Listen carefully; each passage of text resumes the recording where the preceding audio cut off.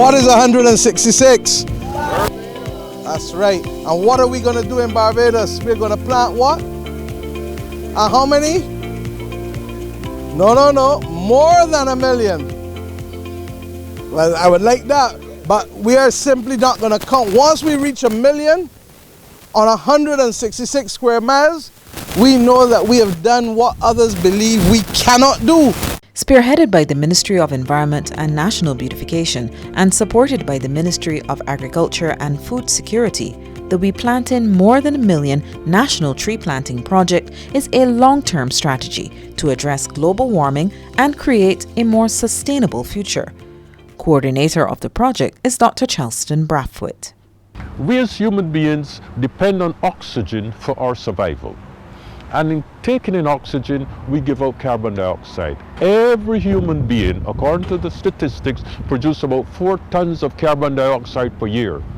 That carbon dioxide goes into the atmosphere, and the trees then take in that carbon dioxide and they give out oxygen. So there's a symbiosis, a relationship, a dependency between the plants and the animals. And that is what this balance is all about. In the early days, before the Industrial Revolution, we had large amounts of forests and a little set of people, small amounts of people.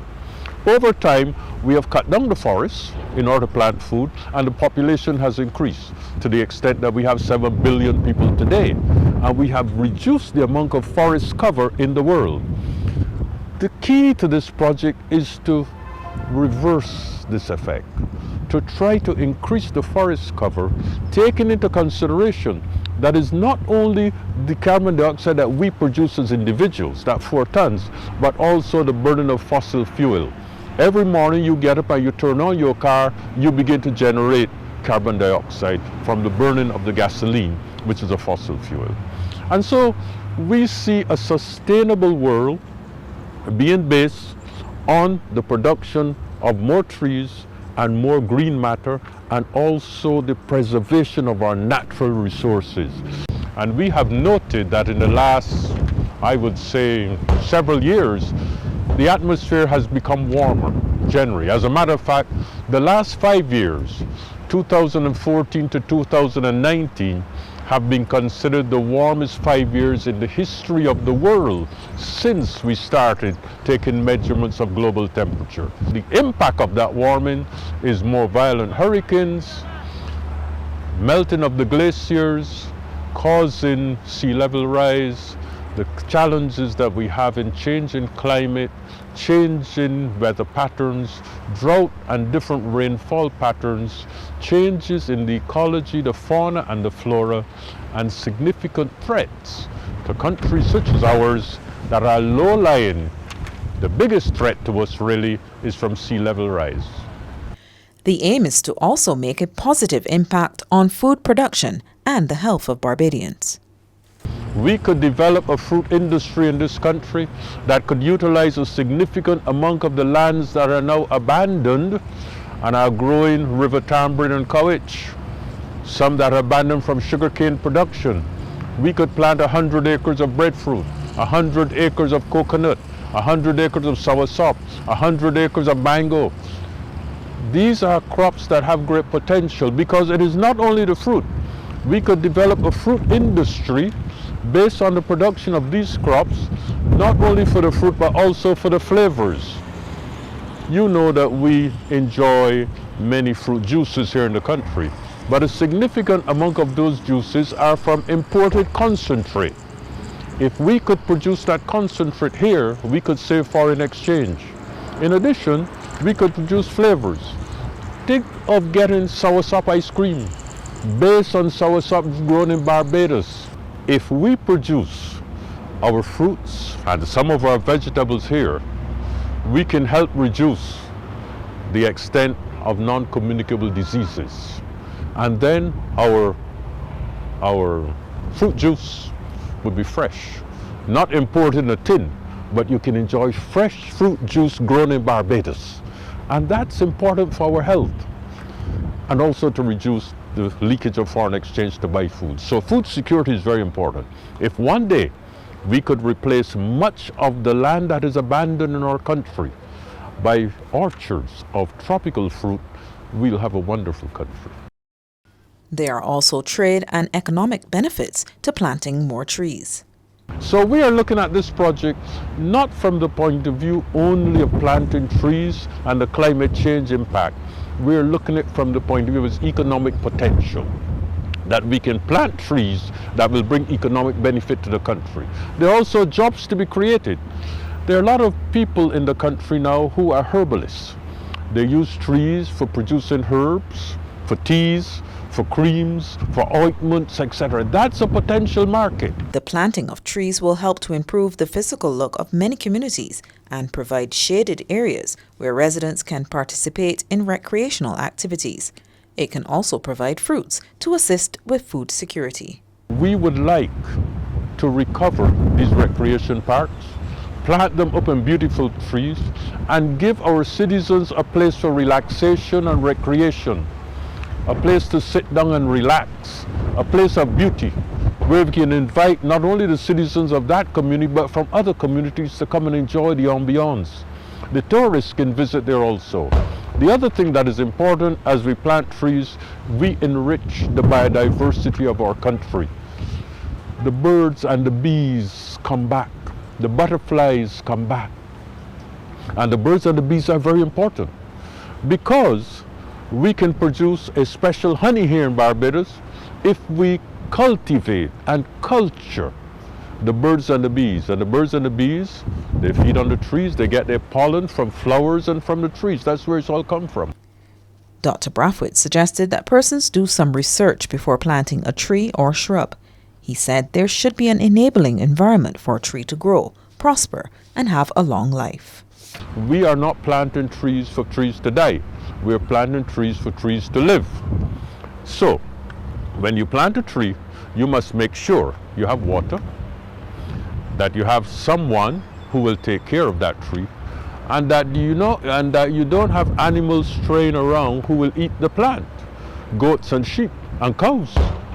So there are a lot of factors to take into consideration. The other thing you have to make sure when you plant a tree is that the land on which you plant the tree is actually reserved for the long term. You can't plant trees today and then somebody comes tomorrow to build apartments on the land. You can plant bougainvillea, you can plant a flamboyant tree as the case may be for beautification and for shade, but make sure you plant it a sufficient distance away from your home that it's not a threat to the foundation of the home, and you give it sufficient room to grow. The other thing that is important, don't plant the tree where it comes under electric wire or a service wire or affect the water main. So we have to take a lot of things into consideration. What kind of trees? The emphasis, in my opinion, in this project is on fruit trees. We are proposing that Barbados could become a greener country based on the production of tropical fruit. We would like to see the Scotland district as an orchard of tropical fruit in Barbados. That is 15,000 acres.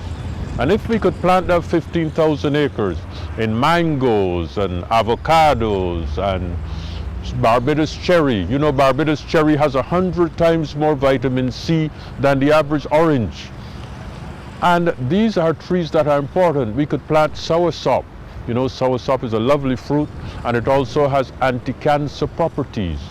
We could plant also with moringa, which is a very interesting medicinal plant that is now shown to help maintain the sugar balance in the body. And people are using moringa oil for the skin. They have found it very useful. So we want to plant trees of purpose. So be a friend of the environment. Visit the National Conservation Commission, the Soil Conservation Unit, or a private nursery to make your contribution to a greener future. If you plant 20 trees, you're a champion of the environment. And we hope to have a lot of champions. We hope to have champions all over Barbados because we hope that as people understand the importance of what we're doing, they will join us. As I mentioned, this is a joint venture between the government and the people. And we want to see more and more people involved in helping us to recognize that we as a country are stepping up to the plate to play our role in the context of climate change. So you've heard about the We Plantin More Than a Million National Tree Planting Project and the many benefits of planting trees. And you're ready to get started. Here are some useful tips from Field Superintendent at the National Botanical Gardens at the National Conservation Commission, Ruth Cumberbatch. She and her colleagues helped me to plant a mango tree in the National Botanical Gardens. We're going to be planting a tree this morning. They're digging the hole at this point in time. They're using a peck because the soil outside is that dry, and they're using a peck to dig the hole with. The hole is going to be about 1.5 to 2 feet because the tree is a big tree, so we need to make the hole deep enough to hold the tree.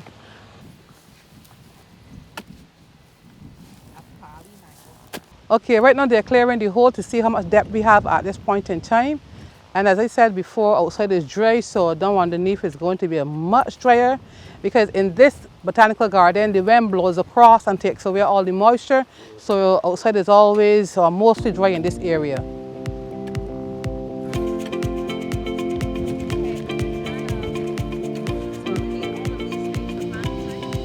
We do it according to the soil texture because normally we just use, if outside is moist and it's wet enough, we just use the fork to dig the hole with. But because outside is that dry, we need the peck to help break up some of the fallowed ground. Fallow is that the ground hasn't been worked for a long time, and it's just been the tractors and the machines have been going over it, so it's going to compact the soil also.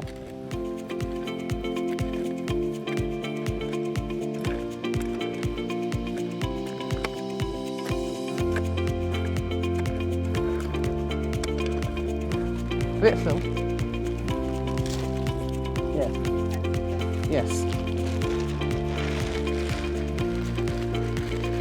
That should be good.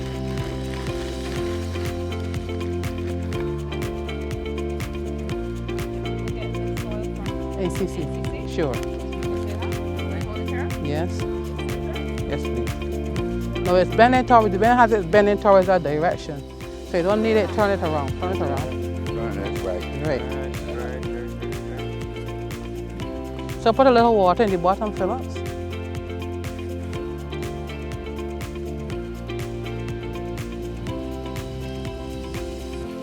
My name is Michelle. That's my name.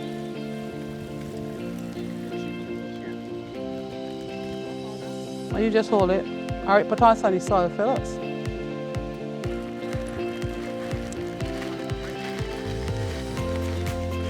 Hold the plastic line, don't let it blow away.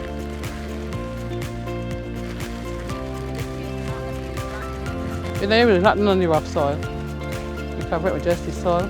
So your tree today is getting special treatment.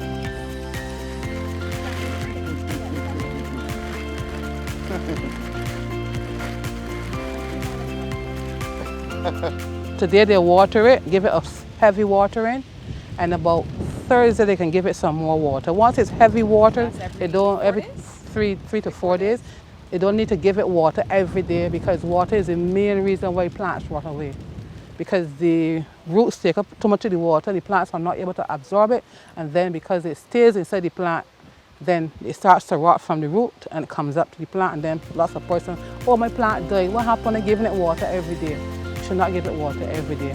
For more information on the project, call 536-8733 or 535-7532. Don't forget to take a picture when you've started planting your trees. And remember to tag us, #1milliontrees.